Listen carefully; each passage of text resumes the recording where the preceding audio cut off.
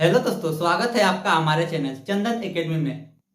आज के हम इस वीडियो में कक्षा 10 विज्ञान जो पाठ का नाम विद्युत है दोस्तों, उसका हम बहुत इंपॉर्टेंट क्वेश्चन बताएंगे। देखिए दोस्तों, आपके डिस्प्ले पर यह प्रश्न आ रहा है, समांतर क्रम में जुड़े तीन प्रतिरोधों का तुल्य प्रतिरोध के लिए सूत्र का निगमन कीजिए। इसको देखिए दोस्तों, 2016 में पूछा है, 2017 में पूछा है और 2019 में पूछा है। फिर उसी प्रश्न को दोस्तों घुमा फिरा के नीचे दिया है, या समांतर क्रम में जुड़े तीन प्रतिरोधों R1, R2 और R3 के तुल्य प्रतिरोध ज्ञात कीजिए। इसका मतलब दोस्तों एक ही प्रश्न को घुमा फिरा के पूछा है, यह 2022 में पूछा है। फिर उसी प्रश्न को या करके लिखा है, तीन प्रतिरोध R1, R2 और R3 परस्पर समांतर क्रम में जुड़े हैं, इसके तुल्य प्रतिरोध के लिए व्यंजक ज्ञात कीजिए। इन तीनों प्रश्न का मतलब एक ही दोस्तों, इन तीनों प्रश्न का उत्तर एक ही होगा। और दोस्तों यह आपके बोर्ड एग्जाम में 6 नंबर में प्रश्न पूछा जाएगा। देखिए दोस्तों, यह आप खुद देख लीजिए दोस्तों, यह बोर्ड एग्जाम में कई बार पूछा गया है, तो ज्यादा चांस बनता है कि यह 2023 के बोर्ड एग्जाम में प्रश्न पूछा जाएगा। तो इसमें हम बताएंगे दोस्तों प्रतिरोधों का समांतर क्रम में संयोजन। इसके पहले का पार्ट में हम प्रतिरोधों को श्रेणी क्रम में संयोजन बता दिए हैं, वो भी बहुत इंपॉर्टेंट है दोस्तों, और वो भी 6 नंबर में प्रश्न पूछा जाएगा। अगर आपने उसके पहले का पार्ट नहीं देखा है तो इस वीडियो के अंत में आपको व्हाट्सएप नंबर मिल जाएगा, उस व्हाट्सएप नंबर पर जरूर एसएमएस करिएगा इसके पहले का पार्ट देखने के लिए तथा कक्षा 10 बोर्ड एग्जाम की तैयारी फ्री में करने के लिए। तो इस वीडियो में हम क्या बताएंगे दोस्तों, प्रतिरोधों को समांतर क्रम में संयोजन। सबसे पहले दोस्तों हम एकदम बेसिक से स्टार्ट करेंगे, एक एक टॉपिक को अच्छे से समझाएंगे। सबसे पहले आप समझिए दोस्तों कि प्रतिरोध किसे कहते हैं।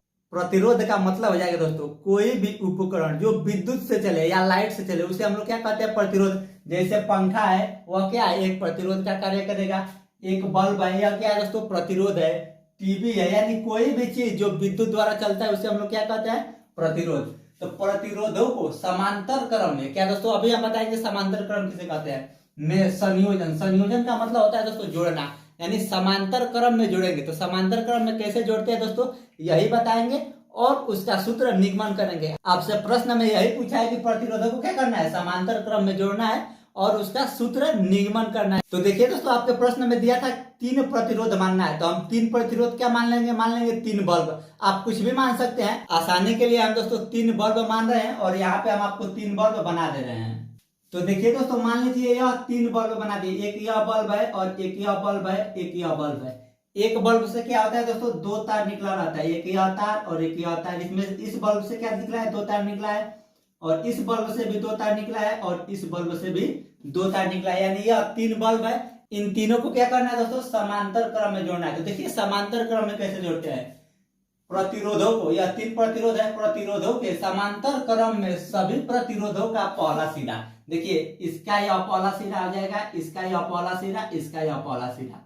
तो तीन प्रतिरोध है, यानी सभी प्रतिरोधों को पहला सिरा। क्या दोस्तों, सभी प्रतिरोधों के पहला सिरा, यह सब प्रतिरोध है 1 2 3, तो तीनों का पहला सिरा यही ना है। तो प्रतिरोधों का पहला सिरा एक साथ, इन तीनों को क्या करेंगे, एक साथ तार से जोड़ देंगे, यानी पहला सिरा को एक साथ, तीनों का पहला सिरा एक साथ, देखिए है ना, तथा दूसरा सिरा को एक साथ जोड़ा जाता है। क्या दोस्तों, दूसरा सिरा, तो यह है इसका दूसरा सिरा, पहला, दूसरा, तीसरा, तीनों प्रतिरोधों का दूसरा सिरा को एक साथ जोड़ दिए हैं। ध्यान से समझिए दोस्तों, एक बार और हम आपको समझा रहे हैं क्या किए हैं। देखिए दोस्तों, प्रतिरोध का मतलब हो जाएगा, यह एक बल्ब है, बल्ब को ही हम लोग प्रतिरोध कहेंगे।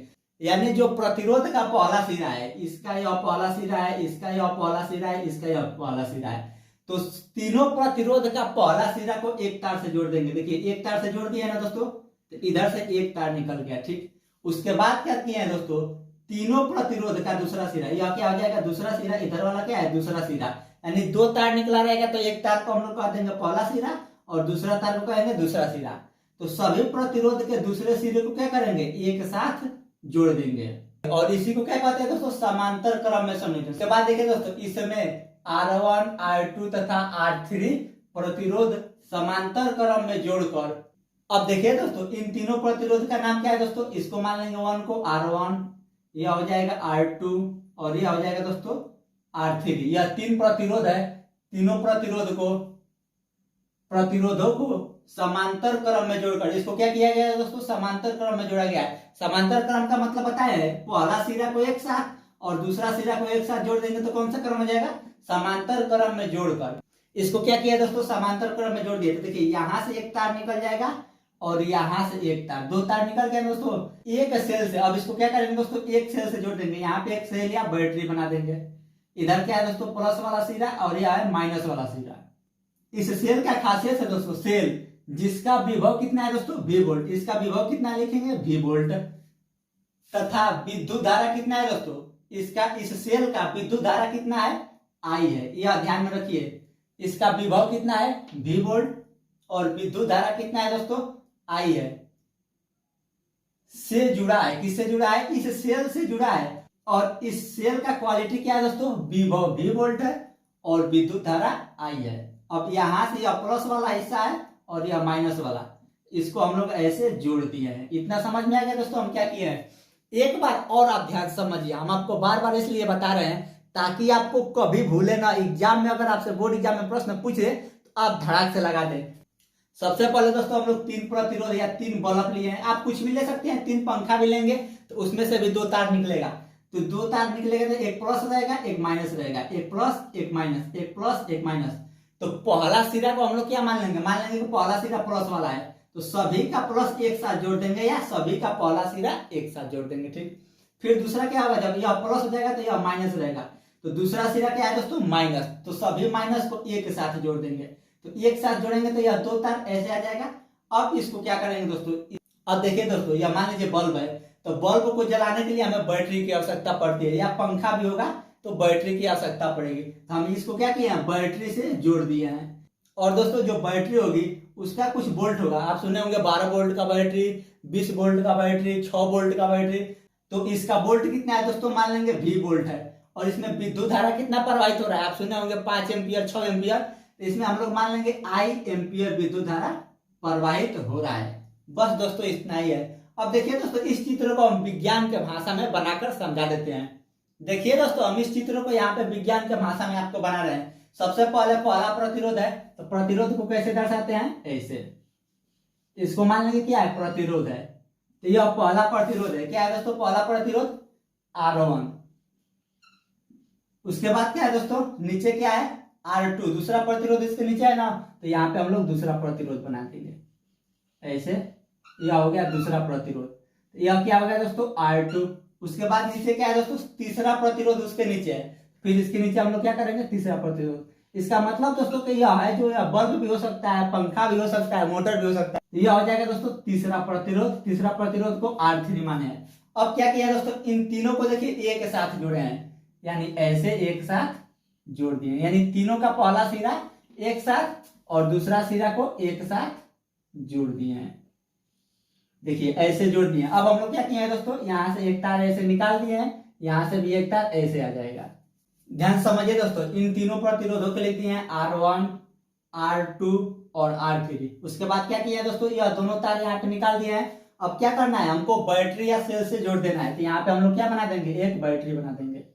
यह क्या है दोस्तों, प्लस वाला हिस्सा इधर, माइनस वाला हिस्सा, और यह प्लस वाला हिस्सा है और यह माइनस वाला हिस्सा। तो इसको इधर जोड़ देंगे और इसको इधर जोड़ देंगे, बस काम खत्म। अब क्या होगा, यह उपकरण, अब क्या होगा दोस्तों, जो हमारा बल्ब है वो जलना स्टार्ट हो जाएगा।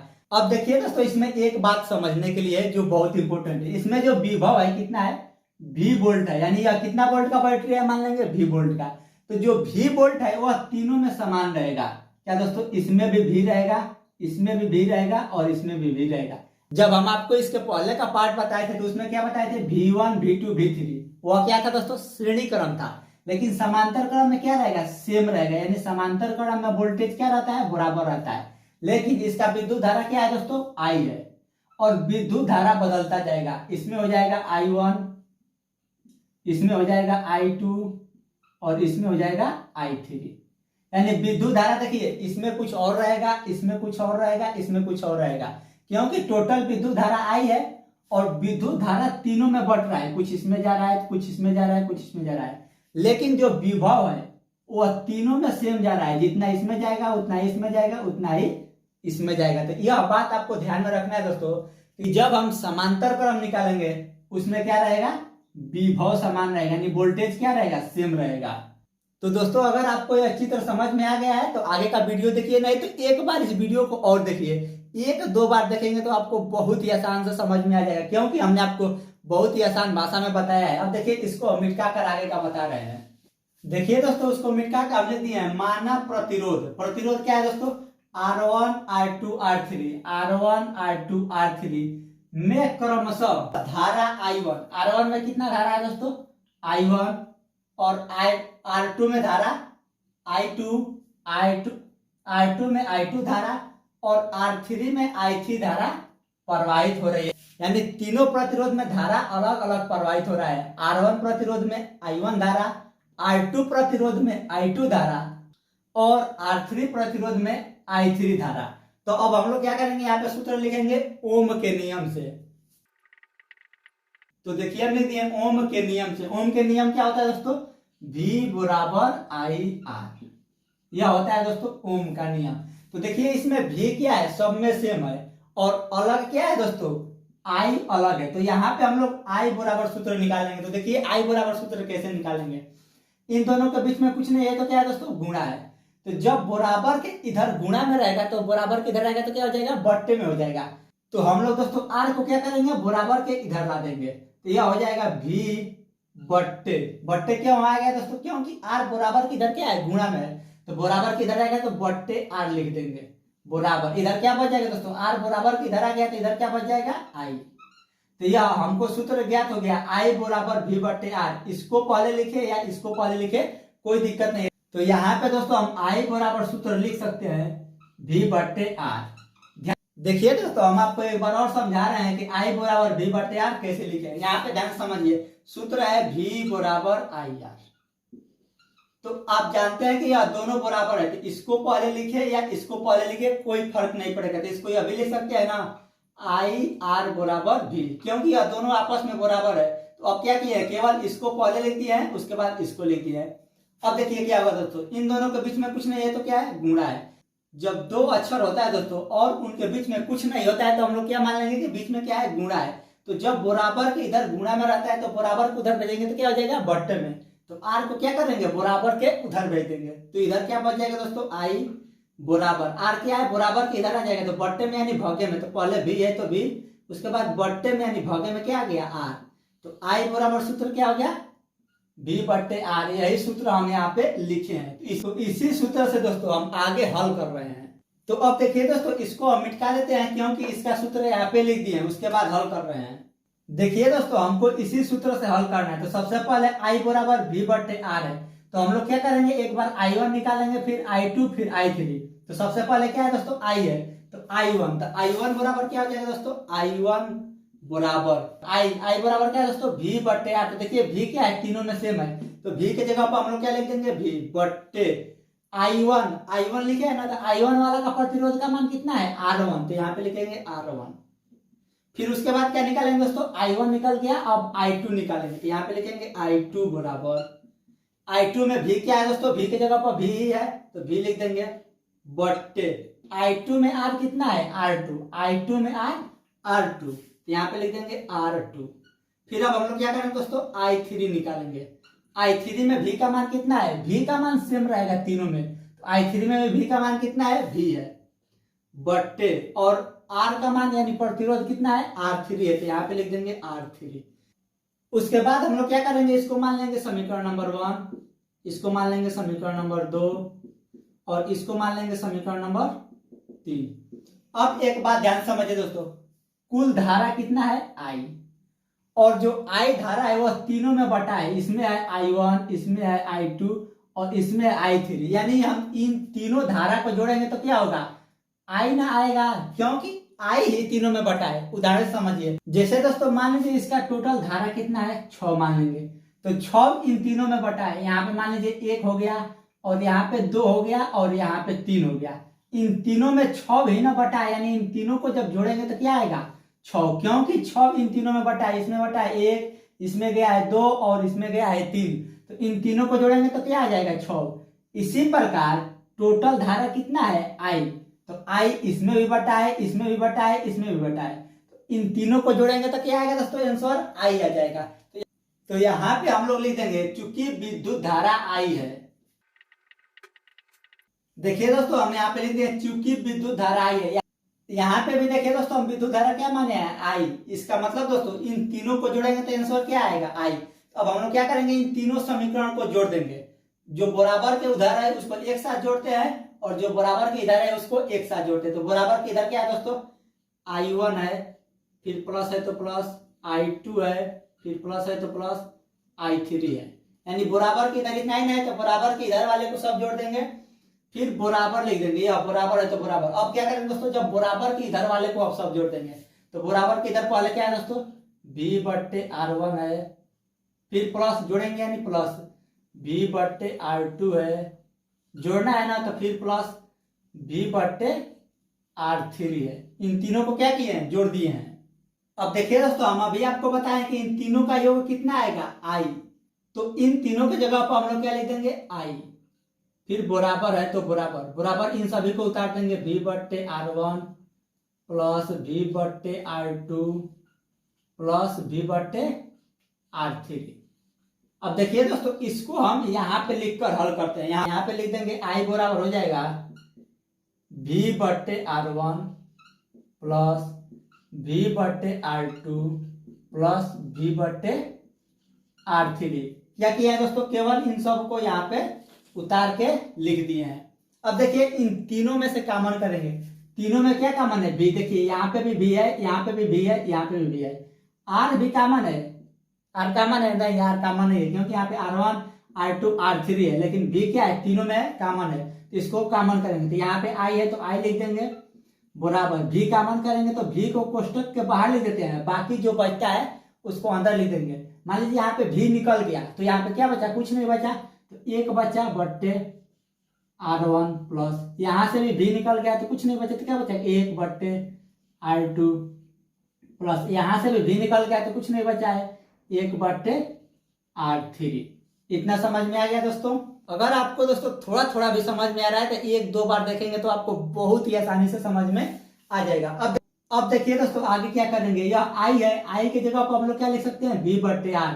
जगह कम है इसलिए इसको मिटा के आई की जगह पर हम लिख सकते हैं ना, क्योंकि बराबर है, तो जब बराबर है तो हम लिख सकते हैं। तो आई की जगह पर क्या लिख देंगे, V/R। देखिए इसको मिटा के हम यहाँ पे क्या लिख देंगे, V/R। जगह कम है इसलिए इसके नीचे का लाइन लिखना चाहिए, लेकिन हम नहीं लिख रहे हैं। अब देखिए यहाँ पे क्या होता है, यहाँ पे भी ऊपर भी है, इसके बट्टे में कुछ नहीं है तो क्या है, एक मान लेंगे। तो यहाँ से भी कट जाएगा, क्या होगा दोस्तों, भी से भी कट जाएगा, यह रूल होता है, आप याद रखिएगा, ऊपर का कट जाएगा। तो यहाँ पे क्या बच जाएगा दोस्तों, 1/R, 1/R बच जाएगा ना, भी से भी खत्म, क्या बच गया यहाँ पे, 1 और /R बराबर, इधर यह कट गया है और यह एक लिखे या ना लिखे कोई फर्क नहीं पड़ेगा। तो यहाँ पे क्या बच जाएगा, 1/R1 प्लस 1/R2, फिर प्लस, इसको मिटा देंगे, यह नहीं है, प्लस 1/R3। और यही हमको सूत्र का निगमन करना था, यही हमको प्रूफ करना था, तुल्य प्रतिरोध। और दोस्तों हमको यही सिद्ध करना था, 1/R बराबर 1/R1 plus 1/R2 plus 1/R3। अगर इसमें 4 प्रतिरोध रहे तो 1/R4, 5 प्रतिरोध रहे 1/R5, यानी जितना प्रतिरोध रहेगा उतना हम लोग लिख देंगे। तो दोस्तों अगर आपसे बोर्ड एग्जाम में प्रतिरोधों को समांतर क्रम में संयोजन पूछे तो आप केवल इतना हल कर देंगे तो आपको 6 नंबर पक्का बहुत ही आसान भाषा में मिल जाएगा। अगर आप चाहते हैं इसी तरह सभी वीडियो बने तो इस वीडियो को ज्यादा से ज्यादा लाइक करिए, ज्यादा से ज्यादा शेयर करिए। जितना ज्यादा लाइक करेंगे, जितना ज्यादा शेयर करेंगे, उतना ही अच्छा वीडियो आपको मिलता रहेगा।